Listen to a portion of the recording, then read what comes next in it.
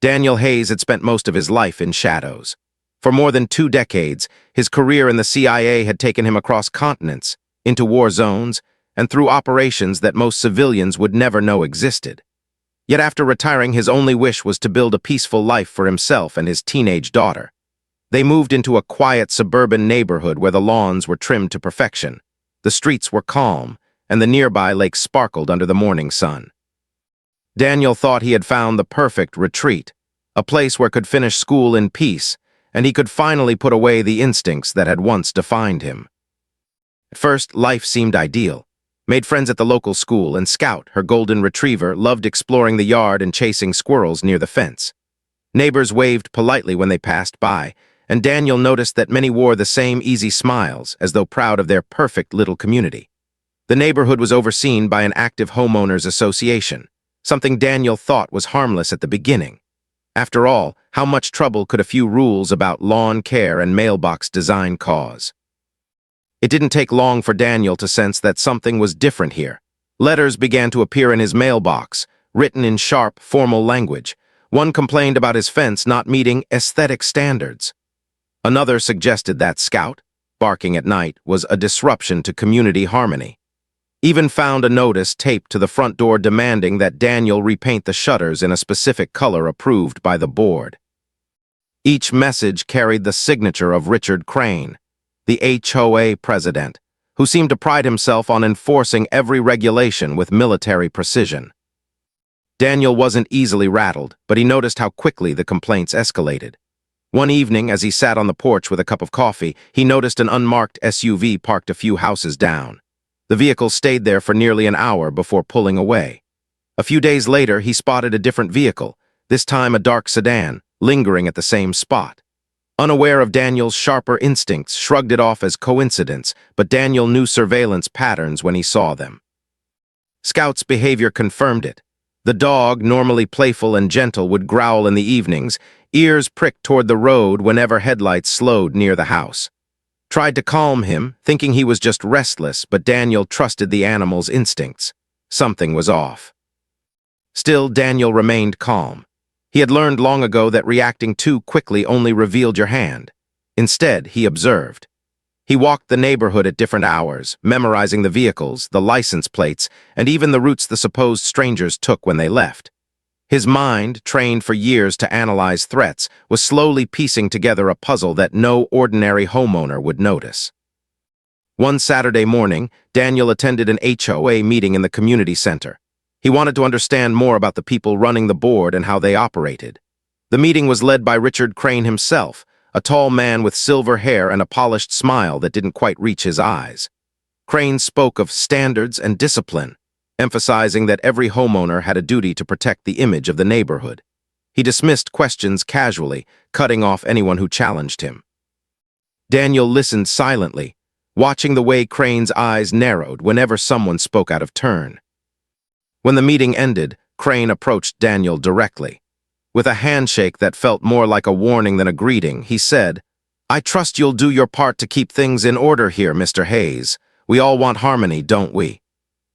Daniel smiled politely, though inwardly he felt the subtle edge in Crane's tone. Harmony, he thought, was rarely achieved by force. On the other hand, was growing restless. She told her father that she felt the neighborhood wasn't as welcoming as it looked. She noticed how people stopped talking when she and Daniel walked by, and how certain neighbors avoided eye contact altogether. Scout, too, seemed more agitated with each passing week, barking late into the night as if warning them of something unseen. Daniel knew he couldn't ignore the signs anymore. This wasn't just about lawn paint or fence height. Something deeper was happening beneath the polished exterior of this community. The HOA's presence was too aggressive, too watchful. And while Daniel had left his life as a CIA operative behind, the instincts that once kept him alive were waking up again. He looked at his daughter and her loyal dog and made a silent vow. Whatever was stirring in this neighborhood, whatever force was watching them, he would be ready. Peace was what he wanted, but protection was what he promised. And Daniel Hayes always kept his promises. The following week brought with it a subtle tension that seemed to hang over Daniel Hayes's home like a storm cloud that refused to move on. On the surface, everything appeared the same. Kids rode their bicycles down the quiet streets, gardeners trimmed hedges, and neighbors waved with practiced smiles. But Daniel could feel it in the air. His instincts, sharp from years of experience, told him that appearances could be the most dangerous illusion. Had started noticing things too. She mentioned to her father one afternoon while tossing a tennis ball for Scout in the yard that certain people from the neighborhood seemed to be watching them. "Dad," she said softly, "have you noticed that couple across the street? They sit on their porch every evening, but they're always looking this way, not at the sky, not at the road, just at us." Daniel nodded slowly, his eyes following her gesture. He had already noticed them, of course. He noticed everything. That night, Scout barked again, loud and sharp, his paws scratching at the back door as though he wanted to charge outside. Daniel stepped out with a flashlight and scanned the street. For a few seconds, everything looked quiet. Then, just at the edge of the beam, he caught the reflection of a license plate. A car had been sitting at the curb, lights off, engine running so low it was almost silent. As soon as the light swept across it, the vehicle pulled away, disappearing into the night. By morning, Daniel received another letter from the HOA. This one was more direct than the others. It claimed that Scout, continuous disruptions were unacceptable and warned that further actions may be necessary to preserve community order. The phrasing was sharp, almost threatening, as though written to provoke rather than correct. Read the letter over his shoulder and frowned. "It sounds like they're treating Scout as some kind of criminal," she muttered. Daniel folded the letter neatly, placed it in a drawer with the others, and said calmly, "It's more than that. They're building a case. Step by step, they're trying to make us feel cornered." Despite his calm words, he couldn't deny the feeling in his chest. He had seen this tactic before applied in a far more dangerous arena. Pressure, surveillance, intimidation. These were not tools of a neighborhood association. These were methods used by groups that wanted control at all costs. The weekend brought the next confrontation. Daniel decided to attend another HOA meeting, partly to gather more information and partly to measure Richard Crane's reaction. The meeting room was crowded, filled with neighbors murmuring about everything from paint colors to trash bin placement. Crane presided over the group like a commander, his polished smile hiding the edge in his words. When Daniel raised his hand to address the constant letters he had received, Crane's demeanor shifted ever so slightly. "Mr. Hayes," Crane said, "we enforce our rules equally among all residents. If you're finding it difficult to meet the community's standards, perhaps this isn't the right place for you." The words were delivered smoothly, but Daniel heard the warning behind them. Who had insisted on coming with her father couldn't stay silent. "You're not being fair," she said, her voice strong though her hands trembled. "We've done nothing wrong, and you know it." A few neighbors glanced at each other, whispering, but most stayed quiet. Crane simply adjusted his tie and gave her a dismissive smile. "Young lady, this is not a place for outbursts." The moment lingered in Daniel's mind long after they left the meeting. His daughter had stood her ground, but he could see how the board worked to silence dissent. Crane wasn't just managing community rules. He was running the neighborhood like a tightly controlled operation. That evening, Daniel set up a small camera above the garage, angled toward the street. It wasn't much, just a discreet lens hidden in plain sight, but it gave him an edge. If they wanted to watch his family, he would watch them right back. Over the next few nights, the camera caught more than enough to confirm his suspicions. Vehicles slowed repeatedly near his house, sometimes stopping for several minutes before pulling away.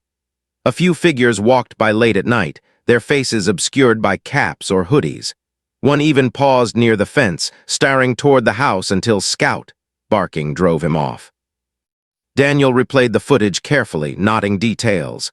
The timing of the cars, the posture of the walkers, the subtle way they avoided the camera once they realized it was there. These weren't ordinary neighbors taking strolls. They were checking patterns, studying routines. Grew worried, but Daniel reassured her in his calm, steady way. "This is just the beginning," he said. "They're trying to test how much pressure we can take, but pressure works both ways." He said nothing more, but in his mind, the gears of strategy were already turning. Crane and his board thought they were tightening their grip on the Hayes family. They had no idea that the man they were trying to intimidate had faced far more dangerous opponents, and survived. And though Daniel had sworn to leave that life behind, he knew one truth very well. When the safety of his family was on the line, the skills of an ex-CIA operative never truly faded. The evening was calm, the kind of quiet Daniel Hayes usually cherished. The streetlights glowed softly outside, and the faint hum of crickets filled the air. Inside the house was upstairs finishing her homework while Scout rested at Daniel's feet, his golden fur rising and falling with each slow breath. It felt almost normal, almost peaceful, but Daniel knew better. Calm could be the perfect mask for a storm about to break. Around 9 o'clock, headlights swept across the front yard. A car pulled up, stopping abruptly in front of Daniel's driveway. Scout lifted his head immediately, ears pricking. A sharp growl rumbled in his chest. Daniel stood and moved to the window, parting the curtain just enough to see. A dark-colored sedan sat idling, and 2 men in uniform stepped out. Their badges glinted faintly in the light, and one carried a flashlight. At first glance, they looked like police officers.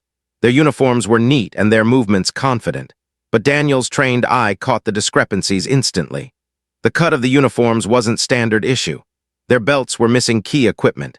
Even the patches were slightly off-center. Most telling of all, their car wasn't fitted with the equipment real law enforcement vehicles always carried. These weren't police officers. They were pretending. Daniel opened the door before they could knock. He kept his expression calm, his voice even. "Can I help you?" One of them, tall with sharp features, shined the flashlight toward Daniel's face. "Noise complaint," he said flatly. "We've had reports about a dog barking late into the night. We'll need to come inside and take a look around." Daniel's eyes narrowed, though his face remained neutral. "That won't be necessary. My dog is fine, and no law requires me to let you inside without proper cause." The second man stepped closer, his hand resting casually near his holster. "We can make this easy, sir.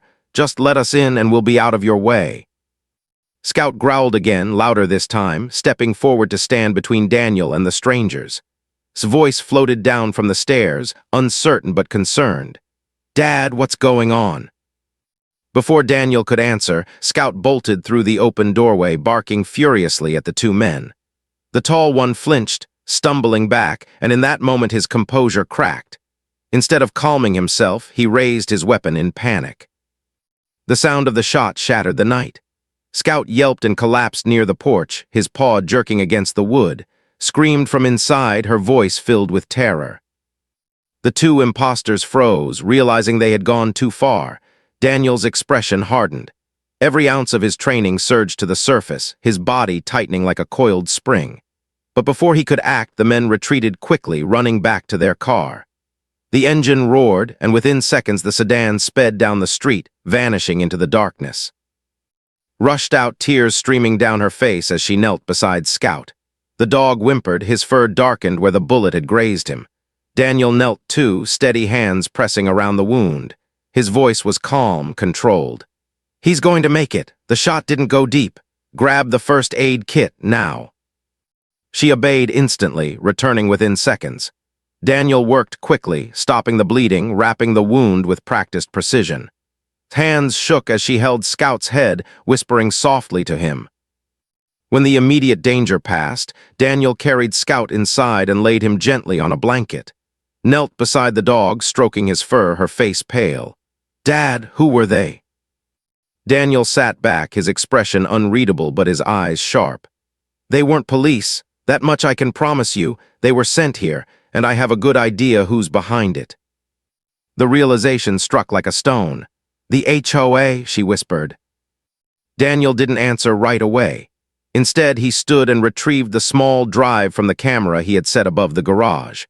He inserted it into his laptop, pulling up the footage. The screen showed everything: the fake officers arriving, their mismatched uniforms, their aggressive stance, and finally the shot. Leaned over his shoulder, watching with wide eyes. "This is proof," she said. "We can take this to the police." Daniel shook his head slowly. "Not yet. We don't know who's compromised and who is. If we move too soon, this disappears and they come back harder. We need more. We need to know exactly who we're dealing with." Looked at him, fear and determination battling in her expression. "Then what do we do?" Daniel's jaw tightened. "We do what I was trained to do. We gather intelligence, we stay ahead of them, and we protect this family at any cost." He glanced toward Scout, who was resting now, his eyes heavy but still alive. The dog had survived, and for Daniel, that was both a relief and a warning. Whoever had sent those men thought they could scare him into submission. They had made a mistake. Daniel Hayes was done watching. From this moment forward, he would fight back. Sleep was a luxury Daniel Hayes could not afford that night. After the shooting, he sat in the dim glow of his study, his laptop open, replaying the footage over and over again. Each frame confirmed what he already knew. The two men were imposters. Their uniforms were stitched poorly, their radio calls non-existent, and their departure too fast and uncoordinated for real law enforcement. These were hired actors, mercenaries dressed in blue. Exhausted from crying, finally fell asleep on the couch beside Scout, who rested uneasily on a blanket. The golden retriever's breathing was steady now, but Daniel kept an ear tuned to every sound.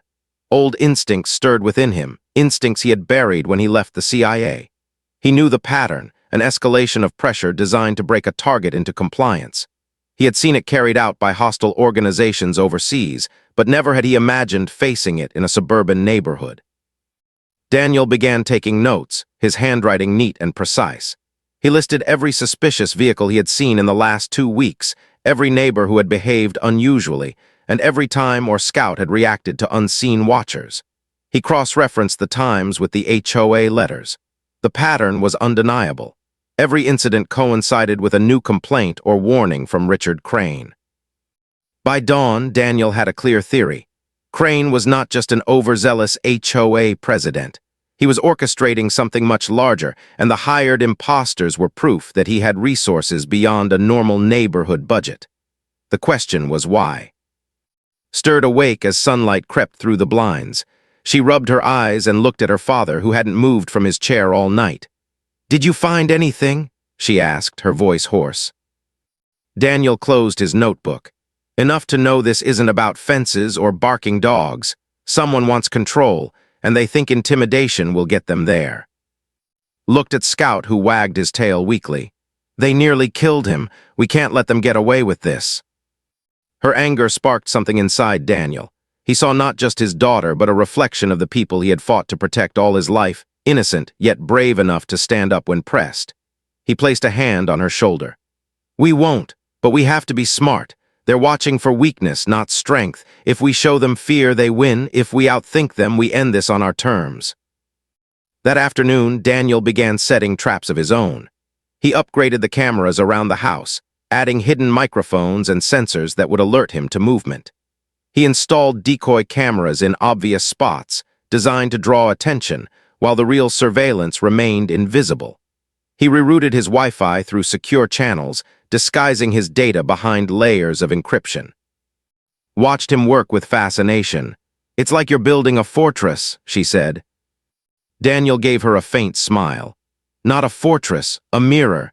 Everything they send our way, we reflect back. Let them think they're in control. That's when they'll make mistakes." In the evening, Daniel took a walk around the neighborhood. His steps were casual, but his eyes scanned every detail. The way blinds shifted slightly as he passed, the way an SUV at the corner idled longer than necessary, the faint hum of radios coming from inside a parked van. He made mental notes, building a map of threats. When he returned, he found waiting with fresh information of her own. She had attended a small HOA committee gathering, pretending to be interested in a youth activity program. While there, she overheard 2 board members whispering. They mentioned private security and how Mr. Crane isn't happy about Hayes. Daniel listened carefully, then nodded. "That confirms it. They're not neighbors trying to enforce rules. They're running an operation." "But why here?" asked. "Why go this far just to scare people about lawns and fences?" Daniel looked out the window at the neatly trimmed houses. "Because it's not about lawns. It's about money, power, maybe both. And if Crane is hearing imposters, he's hiding something much bigger than paint colors." That night, Daniel examined the imposters' uniforms again, this time zooming in on the footage frame by frame. On one sleeve, he spotted a faint patch, barely visible under the porch light. It wasn't a police insignia, it was the logo of a small, disbanded private security company he had once crossed paths with overseas. He felt a chill run through him. Whoever these men were, they weren't amateurs. They were trained and they were dangerous. Daniel closed the laptop and leaned back in his chair. His life of peace had officially ended. He could no longer be just a father and a homeowner.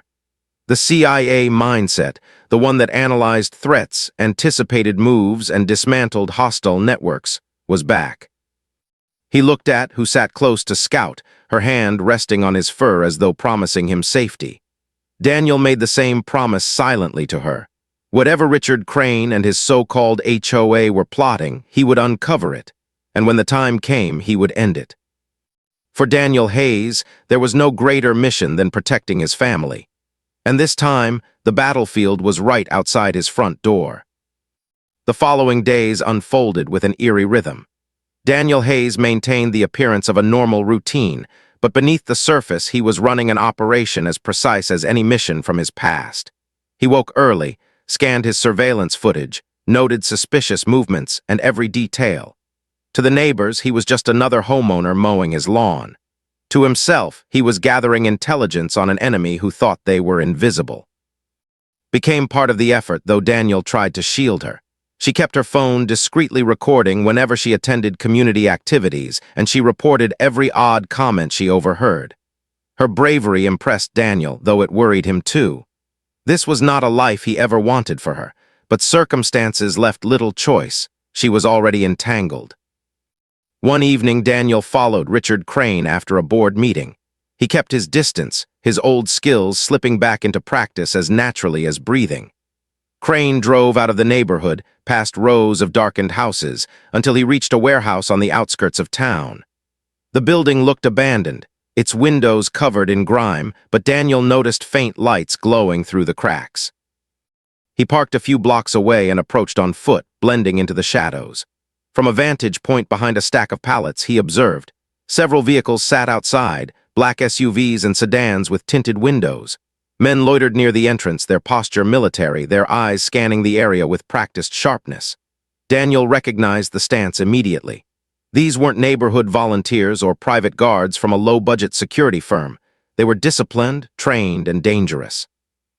Through a crack in the warehouse wall, he caught glimpses of what was inside. Stacks of boxes, equipment, even binders filled with files. And in the middle of it all, Crane stood with a group of men in plain clothes, speaking with authority.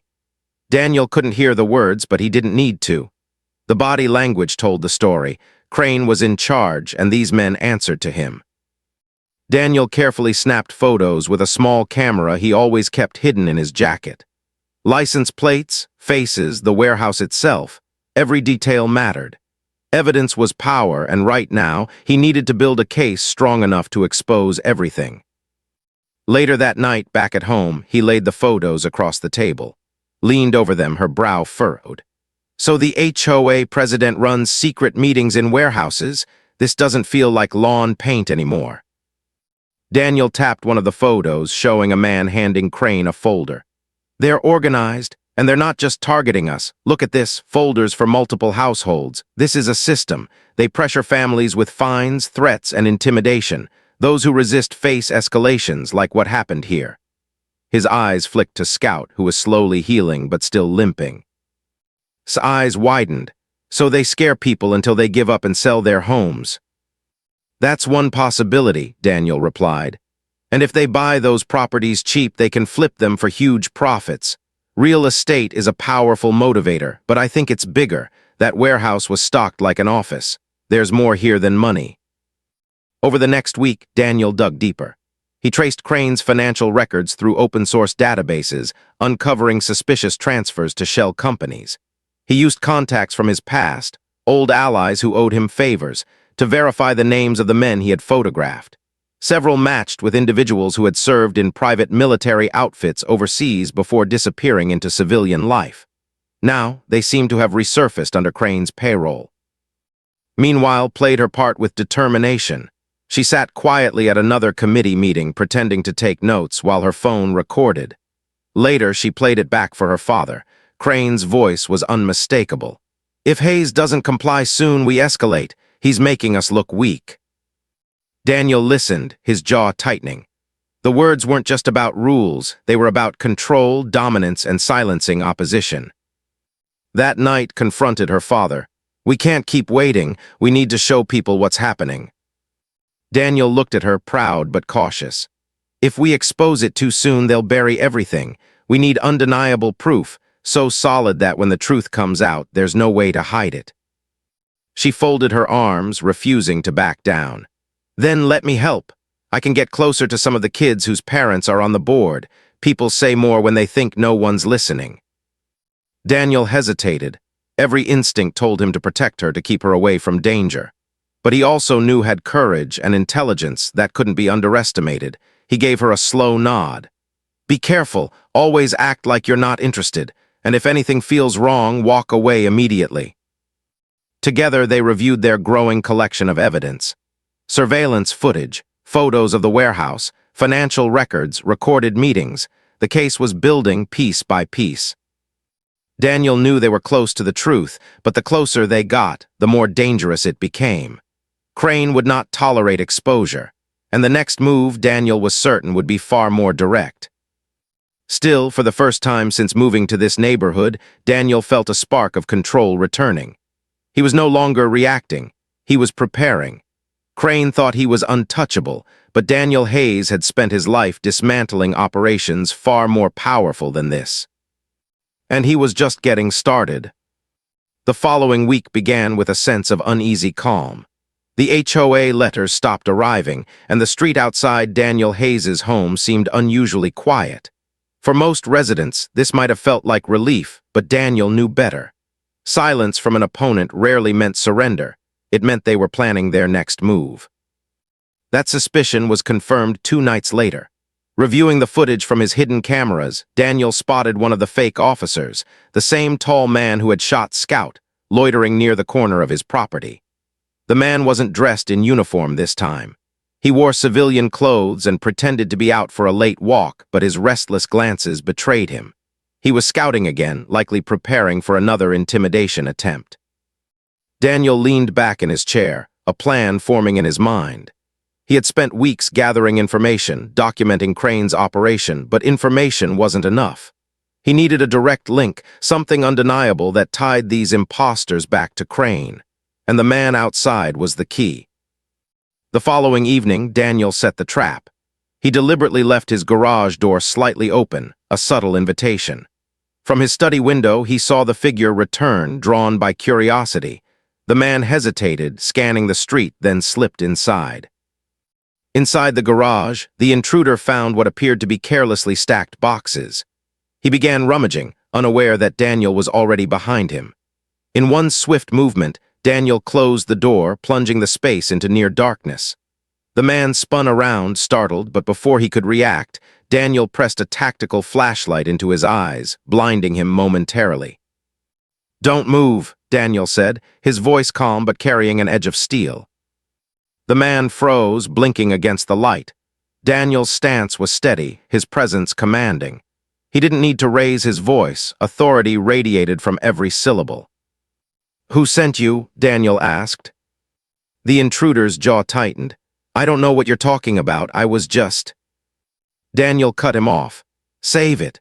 I spent 20 years spotting liars in interrogation rooms. You're good, but not good enough." The man tried to step sideways, but Daniel shifted smoothly, blocking the exit. "You came here because Crane told you to," Daniel continued. "You dressed up like law enforcement, and you pulled the trigger on my daughter's dog. That mistake will follow you unless you tell me everything." For several tense moments, silence filled the garage. Then, perhaps realizing he was cornered, the man exhaled sharply. "Crane runs the show. He calls the shots we follow. He pays us to pressure people who don't play by his rules." Daniel narrowed his eyes. "Pressure how?" "Depends on the family," the man muttered. "Fines, harassment, break-ins, whatever it takes to make them give up their homes. Crane buys them cheap, flips them with his partners. It's all money, man, nothing personal." Daniel's stomach hardened, just as he suspected, a scheme dressed up as neighborhood management, but one detail gnawed at him. "And why me? Why escalate this far, this fast?" The man hesitated. "Crane said you're a problem. He doesn't like problems. Said if you won't bend, you'll break." Daniel studied the man for a moment longer, committing every detail of his face, every nervous twitch. Then he leaned closer. "You tell Crane I'm not bending, and if he tries again, I'll bring everything he's built crashing down." With that, Daniel released him, pushing him toward the door. The man staggered into the night, shaken. Daniel knew he would run straight back to Crane, and that was exactly what he wanted. Back inside, Daniel documented the entire encounter in his notes. He now had confirmation of Crane's operation straight from one of his own men. It wasn't enough to take to authorities yet, but it was a critical piece of the puzzle. When came downstairs and found her father writing, she asked softly, "Did something happen?" Daniel glanced up at her, his expression calm but resolute. "Yes, we just turned the tide. They're not hunting us anymore, we're hunting them." Sat beside him, her eyes wide but determined. "What's next?" Daniel pointed at the photographs and documents spread across the table. "Next, we build the full picture. I know where Crane meets his partners. I know who he pays and how. But now we need to show the neighborhood. If people see what he's really doing, they'll stop following him." Nodded. "Then we have to be ready. They won't give up without a fight." Daniel allowed himself the faintest smile. "That's fine, neither will we." As the night wore on, Daniel finalized his plan. Crane believed intimidation would break him, but Daniel had turned intimidation into exposure. He would shine a light so bright that Crane's carefully constructed empire would collapse under its own weight. And once that happened, there would be nowhere left for Crane, or his imposters, to hide. The morning of the next HOA meeting arrived with a strange stillness. Clouds hung low over the neighborhood, casting long shadows across manicured lawns and identical mailboxes. Daniel Hayes sat at the kitchen table reviewing the final pieces of evidence they had assembled. Surveillance footage of imposters on patrol, photographs of suspicious cash transfers, and a written statement had convinced a nervous neighbor to sign. Every sheet of paper, every file told the same story. Richard Crane's HOA wasn't about community standards. It was about power and profit. Tucked her hair behind her ear as she studied the folder. "Are you sure this will be enough? He'll try to dismiss it, won't he?" Daniel gave her a steady look. "Dismissal won't save him when everyone sees it at once. The key is exposure, not just proof. Bullies thrive in the dark. We're about to drag him into the light." That evening, the community center filled quickly. Residents trickled in, some carrying coffee mugs, others still dressed in work clothes. Conversations buzzed with the usual chatter about property values and neighborhood events. At the front of the room, Richard Crane stood like a general addressing his troops, his suit crisp, his smile polished. "Thank you all for being here," Crane began smoothly. "As always, our duty is to preserve the beauty and harmony of our neighborhood.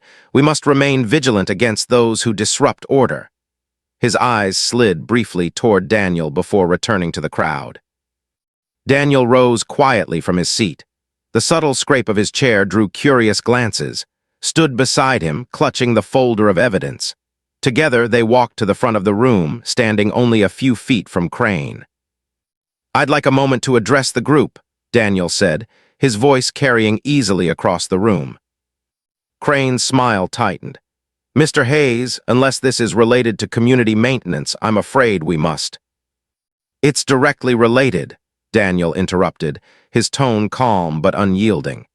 "It concerns the way this association has been operating under your leadership." A ripple of murmurs spread through the crowd. Crane raised a hand to quiet them, but Daniel was already laying out the first photographs on the table in plain view.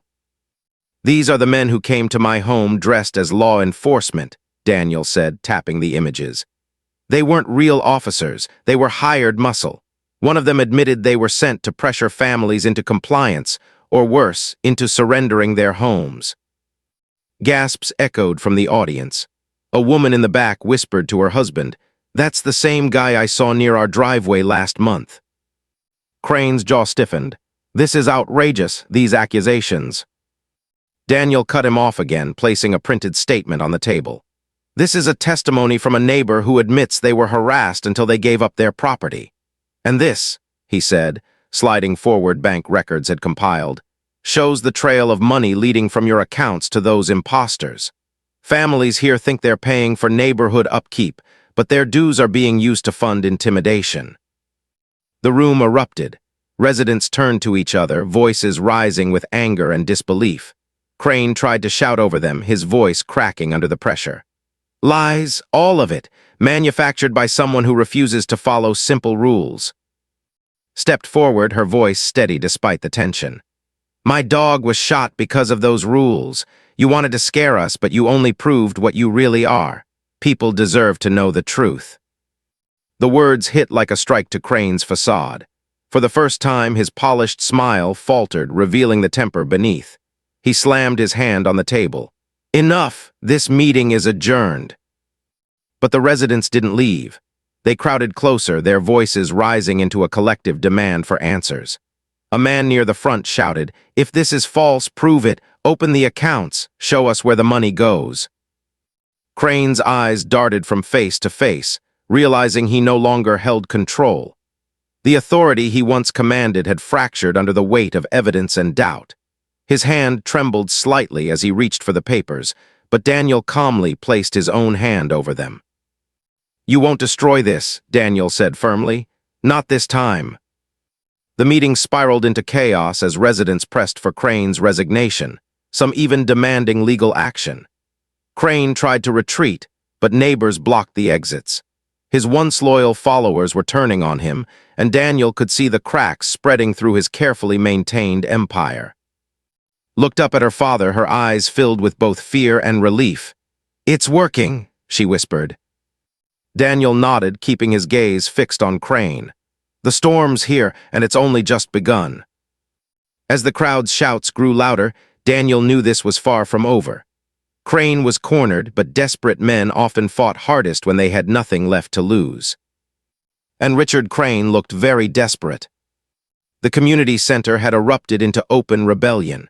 Residents once silent now crowded the aisles, demanding answers from Richard Crane. His polished demeanor had crumbled under the pressure, and the carefully constructed order he'd wielded like a weapon was collapsing before his eyes. Daniel Hayes stood tall at the front of the room, every instinct on high alert. He had seen powerful men cornered before, and they were never more dangerous than in their last moments of control.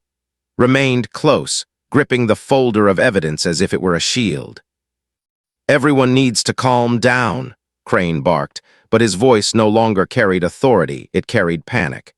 "You don't understand how complicated this is. Everything I've done has been for the good of the community." "No," Daniel said evenly, stepping forward. "Everything you've done has been for yourself, and tonight it ends." The room went quiet for a brief moment, the weight of Daniel's words hanging in the air. Crane's eyes darted toward the door, then toward the back where two of his imposter enforcers had slipped in, their faces tight with unease. Daniel spotted them immediately. "Stay with the neighbors," Daniel whispered too. Then, raising his voice, he addressed the crowd. "Everyone, take a step back. This man still has people working for him, and they're in this room." The residents recoiled, murmuring nervously as they followed Daniel's command. The two enforcers tensed, their hands twitching near their jackets, but Daniel's stare froze them in place. He stepped closer, his tone sharp but calm. "You've already been caught once," Daniel said to them. "You pull anything tonight, and you'll answer not just to me but to every person here who's watching." The men exchanged glances. Slowly, reluctantly, they stepped back toward the wall. Crane's face reddened with fury. "Cowards," he spat at them, "do something." But no one moved. The spell of his authority had broken. Daniel turned to the residents. "You've all seen the truth tonight, but if we want this to end for good, we need to take the next step. I've already made copies of every piece of evidence. Tomorrow morning they go to the police, the state board, and every agency that needs to see them. Crane won't be able to bury this." A cheer rose from the crowd, timid at first, then growing in strength. People who had once been too afraid to speak were now emboldened. They looked at Crane not as a leader but as a man exposed. Crane, however, wasn't finished. With a sudden burst of anger, he lunged toward the table, grabbing for the folder in his hands. Gasps filled the room but didn't flinch. Before Crane could reach her, Daniel intercepted him, his hand locking around Crane's wrist with the precision of years in the field. "You just made your last mistake," Daniel said coldly. Crane struggled, his face twisted with desperation. "You don't know what you're doing. You'll ruin everything." Daniel leaned closer, his voice low but sharp enough for everyone to hear. "You ruined yourself the moment you thought fear was stronger than truth."